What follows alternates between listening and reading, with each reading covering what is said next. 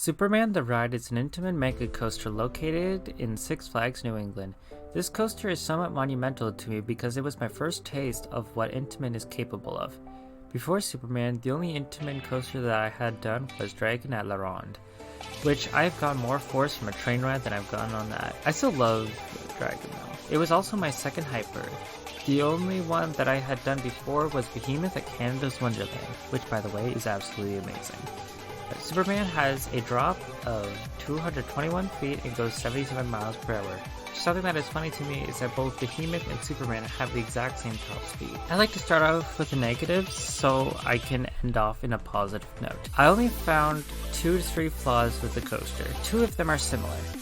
First, once we got into the Spaghetti Bowl section, I noticed that it jittered quite a bit. Some coasters have a shuffle, and I find sometimes they're light and it's not a big deal, but with this one, it was a little bit more noticeable. And it wasn't enough to hurt me or make me not like the ride, but it was enough that it was there. And I was like, oh, it's a little awkward the way it's shaking a bit, and I felt it a bit more on this coaster. It did not ruin the coaster at all, because I find that the layout was still amazing, and it probably added to the intensity, if anything. The second was just the Spaghetti Bowl section in general. In my opinion, it was glorified meandering. Well, I would not go that far, because the forces were still fun, and the hills still had some good floater, but it certainly left something to be desired. And I thought it was just a little overhyped. This final con is the restraints. I don't think the restraints are bad. And this may sound weird that I'm bringing this up in the cons, but I genuinely did not think the restraints were bad at all. I thought they were fine.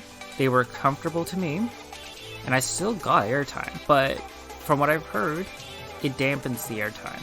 So if it's true that it does dampen the airtime, then I guess it's a con. One thing about Superman that I admired is the beautiful view of the river on the lift hill. I love the fact that they were playing the Superman theme on the lift hill. It added to the ride because it just got you in the mood for the coaster. And for me, I found it exciting because I used to go to a summer camp that had a parody of the exact same song. But once you finally get to the top, and yes, it is a long lift hill. This part that I'm mentioning is kind of a negative, but I'll just say here, the first drop only had airtime in the initial crest. Once it started going down, it lost the airtime. And it was just, you were just on your seat for the rest of the time. And all it was just a falling sensation with no airtime. But the pullout from the first drop and the tunnel element made up for that. The hill after the tunnel and the pullout was wild.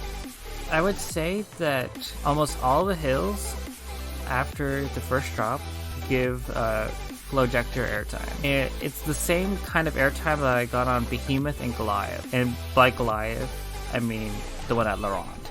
Except for the hill right before the Superman element things, like the Superman shaped cutouts.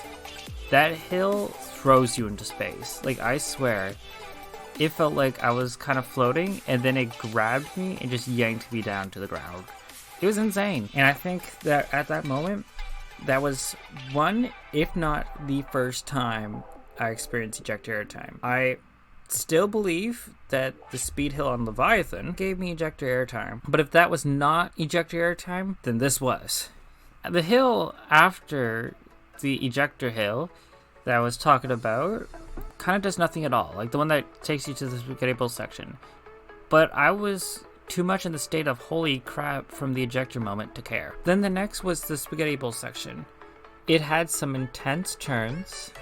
I saw they had pretty good G's to them. And the hills had fun floater moments. Then the tunnel. I don't remember it doing much. But one thing I do remember was the mist felt great because it was kind of hot the day that we went. The ride ended with some really fun airtime moments. Overall, I found it to be a really fun and great ride. In some ways I was disappointed, but it also exceeded my expectations in other ways. So overall, I think the ride was terrific. I have heard this coaster being called by someone as super trash the ride. And I think that was entirely wrong. It is a fantastic coaster with restraints that are just fine. I would give this coaster a 9 out of 10. The cons that I mentioned bring this coaster down, but I cannot deny how amazing this ride is. It deserves its golden ticket rewards. Thank you for watching my video. If you enjoyed it, it would mean a lot to me if you were to like this video and subscribe to my channel. Thank you for watching and have a great day.